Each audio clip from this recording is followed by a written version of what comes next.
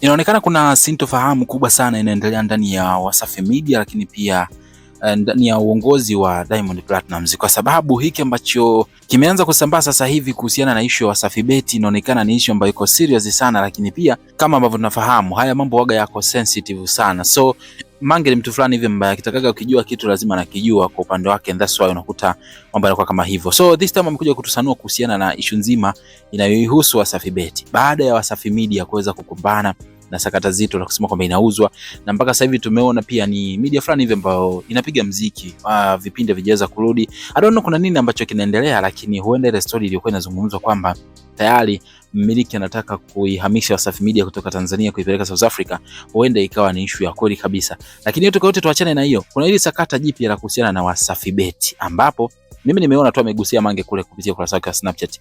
Nikaona so issue bwana, ngoja nilete kama ilivyo hivyo ili mwisho wa siku tujue pengine inaweza kuwa ni jambo jipya ambalo liko mbioni na Diamond anataka kufanya maamuzi mazito. So tuanze moja kwa moja mwanzo mpaka mwisho hii video kupata kufahamu kweli juu ya hiki ambacho inasemekana kipo kuhusiana na sakata zima la Wasafi Bet. Mimi naitwa Gabby Official, naomba nikukumbushe hapa ndo mahali sahihi ambapo nitakuwa nakuletea updates nyingi zaidi kwa wakati sahihi. Kwa hiyo cha muhimu zaidi ni wewe kuonyesha upendo kwa kubonyeza neno subscribe. Shout out kwa wanangu wote ambao tayari mmeshaga bonyeza neno subscribe kitambo sana, na wewe pia unaweza kani moja tu maana sana kama ukibonyeza neno subscribe hapo chini ya hii video utakuwa umetisha sana. Sasa tuanze moja kwa moja mwanzo mpaka mwisho.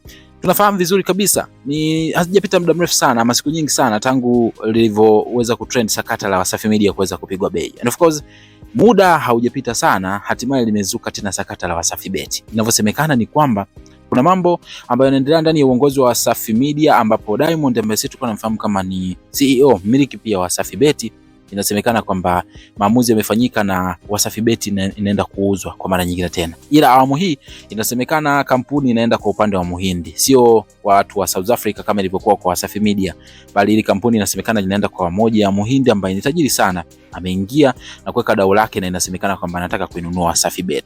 I don't know, sina uhakika sana kuhusiana na hii taarifa, lakini nimekupa kama rumors ya moja story ambazo zina trend sasa hivi, na imeonekana watu wanajiuliza sana na kutaka kufahamu nini hasa ambacho kimemkuta Diamond Platnumz. Mbona kama imekuwa mapema sana kufanya vitu kama hivi hapa hivi, lakini zaidi na zaidi bado hatujapata uhakika zaidi. Nadhani tukipata uhakika tutaleta hii story, lakini kwa sasa hivi nimeleta kama ilivyo ili muweze kuipokea na kutoa maoni. Labda kwa upande wako unaweza kuwa umekutana na story kama hii, na kwa upande wako nadhani kwamba inaweza kaa kweli au pengine inaweza kaa tu ni namna ya kuweza kufanya mambo yaweze kwenda tofauti na vile ambavyo Diamond anafanya au kumchafua na vitu kama hivyo. Comment yako ni ipi kuhusiana na hili? Tuambie kwenye sehemu ya comment hapo, lakini mimi zaidi usisahau kusubscribe kwa ajili ya kupata updates kwenye video zijazo.